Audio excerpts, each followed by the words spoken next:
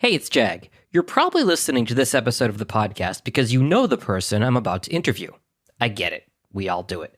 But with Banquet mere weeks away, I'd encourage you, after you listen to this episode, to go check out an interview with somebody you don't know. We are one big family, after all, and you never know what professional and personal connections you may have with other Wjpz relatives. All of our interviews will be published before you get to Syracuse, so get to know an alum you haven't met. And now, enjoy this episode of Wjpz at 50. Every year, the Burrell Award, named after late Wjpz staffer Stephen Burrell and generously supported by the Burrell family, sends two station leaders to an industry conference. In 2024, General Manager Patrick Chambers and Program Director Alana Epstein will head to Morning Show Boot Camp in San Diego. Last year, then GM Grace Denton and former Sports Director Joe Puccio were able to attend the NAB show in Las Vegas. In July, I sat down with both of them to hear about their experience. For half a century, Wjpz Syracuse has been the greatest media classroom on the planet. We've trained students from the 1970s to the 2020s on how to run a professional radio station. But the lessons learned and relationships formed go far beyond studios and transmitters. Taking a look back through the eyes of those who experienced it. This is Wjpz at 50. Welcome to Wjpz at 50. I am John Jaggade. Today we have our first return guest to the podcast as we record this on July 25th of 2023. That is the current general manager of Wjpz. Welcome back, Grace Denton. Hi, thank you. I feel so special. We have a second guest today who I think I'll let you introduce. Okay, our second guest, my dear friend, used to be sports director of Wjpz back in the 2022 term. Now he's still doing sports and also is my boyfriend, which I think is pretty well known now. And this is Joe Puccio. Joe, she led off with friend before boyfriend, so you guys were clearly friends first. Oh, big time. Yeah, but we have something to talk about after the podcast, I think. No, I'm just kidding. Good to see you guys. So, Joe, we got Grace's story when she was on the podcast with Maddie before. So why don't we get a little bit of your backstory, where you're from, how you ended up at Syracuse and the radio station? Of course. So I am originally from Rochester, New York. I have family out in Buffalo. And so growing up in Western New York, Syracuse was not only my favorite college basketball team and the school I always rooted for, but was the school that I always wanted to attend. My dad says that I've wanted to be a broadcaster since I was 5 years old. And anytime he told me about becoming a sports broadcaster, he said Syracuse is the place to be. And so graduated from New Hartford High School out in Utica, New York. And now I'm going into my senior year at Syracuse. So I got to Syracuse fall of 2020. And I just did as many things as I could on air behind the microphone. Started off at Wjpz writing as a first-year writer going into the spring. Was bumped up to sports staff that spring of 2021, so my freshman year, covering women's lacrosse. And I've been on sports staff ever since. And going into the 2022 term, I was talking to the previous sports director, John Dales, and he said that sports directing was definitely something that I could do.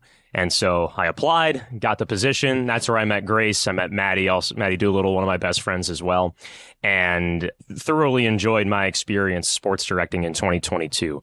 The ability to meet high school athletic directors to cover high school football, but then also to communicate with the Syracuse athletic departments for women's lacrosse and women's basketball was a joy. And I found a joy leading a sports staff, leading a group of people that are of a collective mindset and people that just genuinely want to get better at the craft, and they don't take anything personally. They want to go out and be the best broadcasters they possibly can be.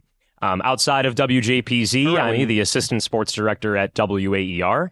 I am also on air at Citrus TV and the ACC network. And outside of Syracuse, I have been calling baseball games for the Chatham Anglers of the Cape Cod Baseball League. There's definitely a handful of other things that I'm forgetting about. But ever since I've gotten to Syracuse, I've just tried to apply myself the best that I can. And for those of you listening, Joe is joining us from the press box in Chatham, Massachusetts, where I can think of a worse place to spend the last 2 summers than Cape Cod. Right now, it's about 85 degrees up in here, so I'm trying to... We'll turn on this fan in a little bit, but other than that, it's pretty nice. Have you run into Hal Rood when you're down on the Cape? Yes. So Chatham's in the East Division and Falmouth's out in the West. So we only go to Falmouth twice a year, but I've seen him both times that I have been out in Falmouth. And then there's a broadcasters meeting before every season, and I've seen him a few times out at that broadcasters meeting. So it is a nice little Z run-in out here on the Cape. Well, fair enough. And you're both having amazing summers. I want to hear about Grace's summer now. Is it Republic Records you're interning at? It is. And how did that come to be? Back in the winter, I pretty much applied for every possible radio, music industry internship I could find. I honestly probably applied for like 10 at Republic alone. The big thing with Republic is, for me, Taylor Swift. Sure. Taylor Swift label. So I was like, I need to be there. I love that woman. And obviously it applies to my other interests in radio. And so I was really interested in it. I heard back once for an interview and then kind of didn't hear back. There was a weird little gap. And I don't remember if it was me reaching out first or he was just asking me how I'm doing. But Adam Eisenberg, also a podcast guest, great person, lovely human. Him and I talked about it, and he told me he knew someone at Republic who works in touring and events. And she ended up, talking to the people in the promotions department. And I then got a second interview with the head of promotion at Republic Records. His name is Gary Spangler, and they hired me. So now I'm doing promotion at Republic Records. So what is your day-to-day? What are some of the stuff you're responsible for, Grace? I'm just in there with the promo team every day. And basically what I do is get data and a bunch of different reports on the songs that they're impacting to radio at the time. So it's very data-based. So I just am in charge of getting a lot of the data for them to look at those songs, but they get a couple of other random tasks along the way, which is always fun. Kind of dovetails into what you and Maddie talked about in your episode, and I would encourage anybody listening to go back and listen to that if you haven't already, about where streaming and radio are sort of converging and where we are in 2023. Are you looking at streaming data too, or just strictly radio? Both. It's always funny because on Mondays we have so many of these reports to do because we look at Media Base, we look at Music Connect, Shazam. So we get all the streaming and radio and Shazam search results, and people look at like Spotify for artists kind of thing. It's always a bunch of different sources they use for data, and they're all kind of pretty different too. So is there a focus on one or two particular areas, or is it just taking in as much information as humanly possible? They definitely focus on radio and getting the songs to radio, and Media Base is kind of the key resource to everything, which is also good because we use it at Z as well. And they tend to celebrate radio accomplishments really more than anything else, but we definitely still look at streaming numbers, and that's also a big kind of celebration point when an artist is really doing well on Spotify. We always get like fun little email, and we'll have a little celebration for them. Very cool. So I want to turn to the NAB show in Vegas. This is an award that's been generously furnished by some of the alumni in the Alumni Association. How did it come to be that you found out about this, applied for it, and won this scholarship to go out to Vegas? I got an email, I believe from Alex Brewer, just telling me about the award and that they had offered it to me after the banquet. So I knew Maddie and Kyle had gone last year, but didn't know the real details of how someone got that award or anything. And then all of a sudden I had an email about it, and I was very excited. And Joe, from your side? Well, I just got a text from Grace. She said, "Hey, do you want to go to Vegas?" And I said, sure, I would love to go. And it's very difficult for a sports staff member in the spring who is an upperclassman to say, hey, I'm going to miss a weekend of men's and women's lacrosse. I'm sorry. Yeah. But I was going to make that happen. The NAB show is an experience I knew that I couldn't pass up. And when Grace had offered it to me, I was through the moon. I was excited. And so I immediately said yes. I cleared out the schedule and we were off. You know, it's funny, a lot of the alumni we've spoken to in the podcast, for a date when they were underclassmen, maybe it was Denny's on Erie Boulevard, or it was IHOP, or maybe even Fagan's for a really nice night out. You two are off to Vegas together. The funniest thing is I got that email And this is so mean, but I got that email from Alex and I said, perfect, I'm going to bring Maddie. And they said, no, she already won.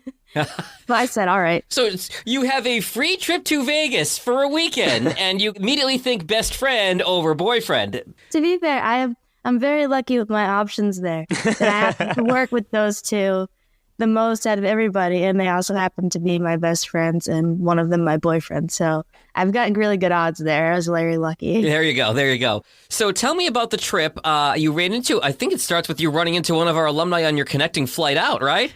Yeah, we ran into Tex at the Dallas airport.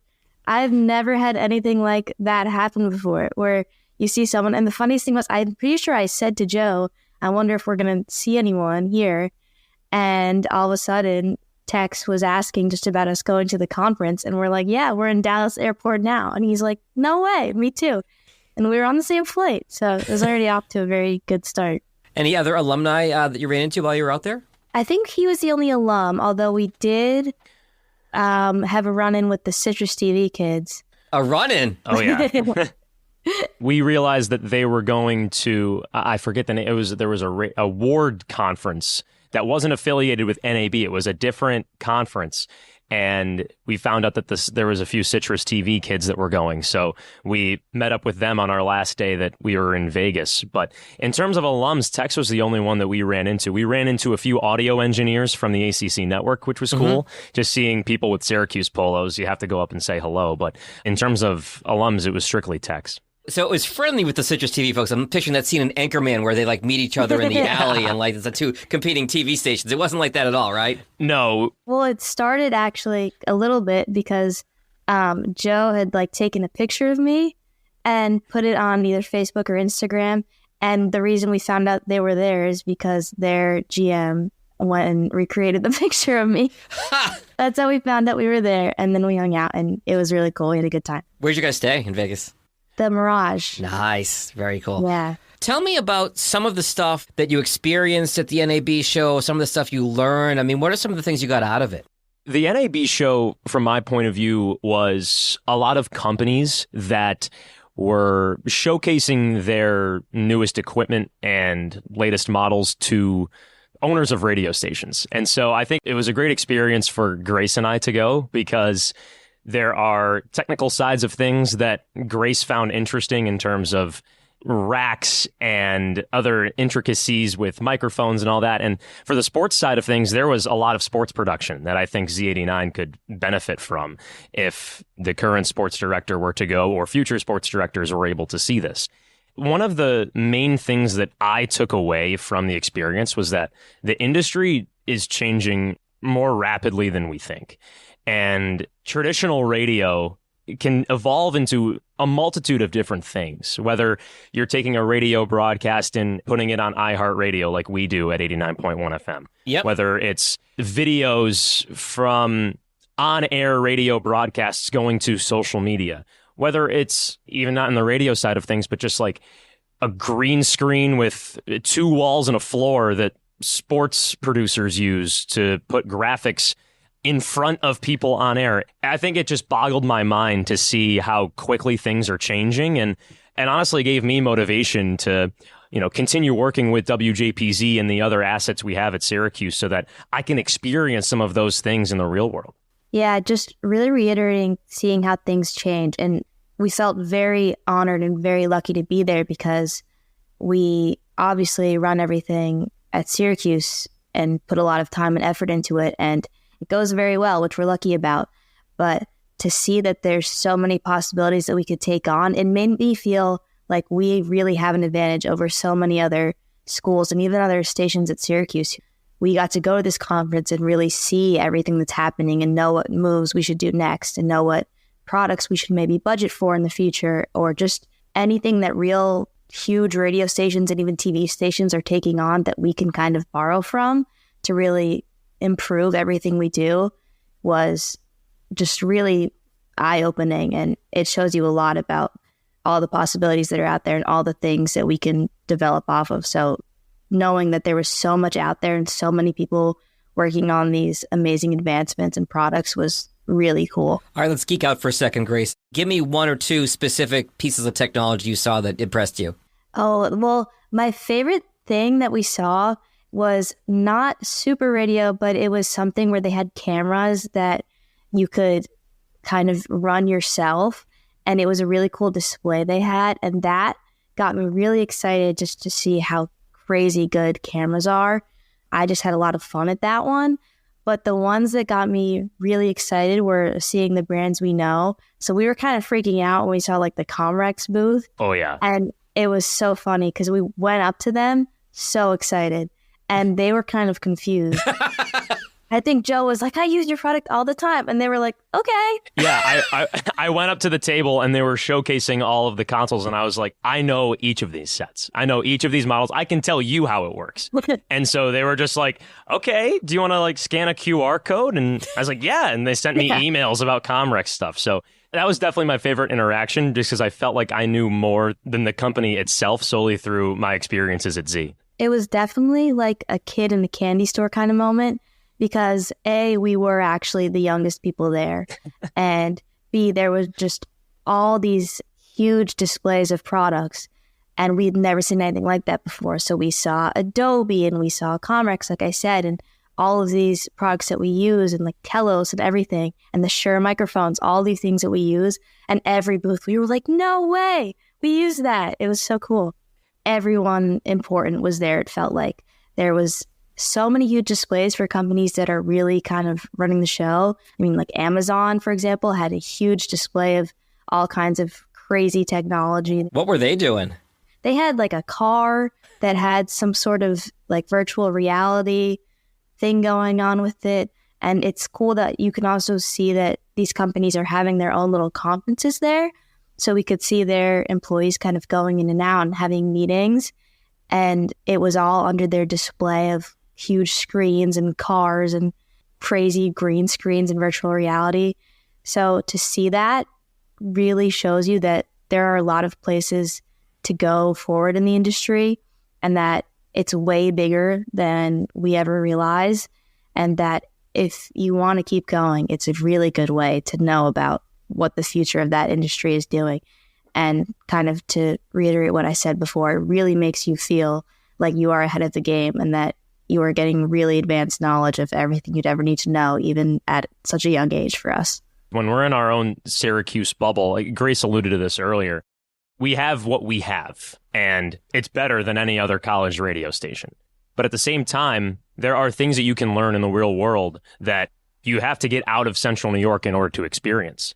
And one of the best parts about Syracuse and about WJPZ is that we have people everywhere. Yeah. And I realized that when we went to Las Vegas, that not only is there real world experiences that, oh my gosh, if we were freshmen in college or seniors in high school, we would be over the moon thinking about and dreaming about, but that it's possible and we can go do this.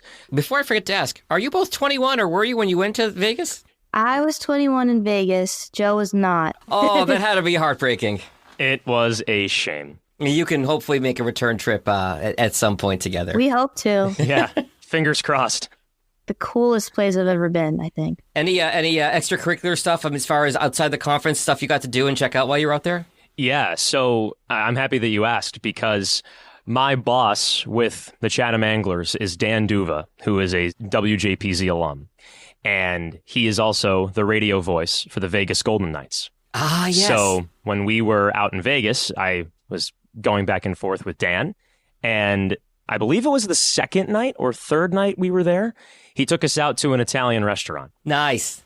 And it was, I am Italian. I hardly get blown away from Italian restaurants. I was blown away at how good it was. We were there all night. We celebrated Grace's birthday. Wait, you turned 21 in Vegas? No, it was right before, but I'll let Joe continue. It's a good story. So I told Dan, I said that we had, Grace's birthday was a week ago. And so he put it on himself to make it a birthday celebration. Oh, wow. It was the first time I met him, too, and he threw me a little birthday. So they're giving Grace bottles of wine, taste testing everything. They brought me 3 desserts, I think. Yep. Priorities. Exactly. And so Grace had an amazing time at that dinner, and so did I. But then afterwards, Dan was driving us around Las Vegas. And so we went down and up the strip. We saw the famous "Welcome to Las Vegas" sign, and we tried getting into T-Mobile Arena where the Vegas Golden Knights play, and we couldn't get in. But we were still waiting for the NHL to release the Stanley Cup playoffs bracket, because there was a chance that on the last full day we were there, that Vegas would be playing in Game 1 of the Stanley Cup playoffs in Vegas. Okay. But it happened to be the next day, so we didn't go to any of the games, and then Vegas ended up winning the Stanley Cup. So how awesome would that have been? But that day of going to the Italian restaurant and then trying to get into T-Mobile Arena was nightcapped by Dan dropping us off at the Bellagio. And he said, "I am not dropping you off at your hotel. You are going to the Bellagio and you're walking down the strip." He made us walk home. He made us walk home, but Grace, I don't want to speak for you, but that was the best moment of the trip by far. It was great. It was so wonderful. It was, and I guess actually we kind of lied before, because we did run into another alum, which was Dan, but that one we knew about in advance. Yeah. It was like the first time I met him, and he brought me this extravagant dinner. He picked us up in his little sports car, and they were bringing me 3 different cakes and everything. And then, we got dropped off at the Bellagio and walked through all of the hotels back to where we were staying. So it was real Vegas. Sensory overload when you walk through all those hotels, right? And everything to see. It was crazy. Well, it was such a good walk that the next day we said, okay, we have to do this again. And so the next day we walked through the same hotels, we went through the same shopping mall, and that's when we met up with the Citrus TV friends, and we went up into the Ferris wheel. Oh, yeah. In Las Vegas. And so we went at night so we could see all the lights, and we saw the strip from a high vantage point. And that night with Dan, we were like, okay, we need to just do this again. And so we went to the conference earlier in the morning the next day, made sure that we could go around and see everyone at the NAB show, so that we could allot ourselves enough time at the end of the day to do the exact same thing that we did the day before. That's amazing. We must have had 50,000 steps each day this trip. Oh, yeah. We were really going, but it didn't even feel like it, because it was just the best experience you could possibly have. Before I let you guys go, any other funny stories? I know that happens in Vegas. It's supposed to stay in Vegas, but but that's not, we're making an exception here, obviously. So I think on our last day of the conference, we were there in the morning, and we were up on this upper level that we had found that was kind of a quiet place, and they actually were doing headshots up there, which is my LinkedIn headshot now. Nice. So thank you to the conference for that. And we were kind of exploring. Also, I guess kind of a funny story within a funny story is they had this big poster that had kind of TV, radio personalities on it, and they had a big picture of Elvis Duran.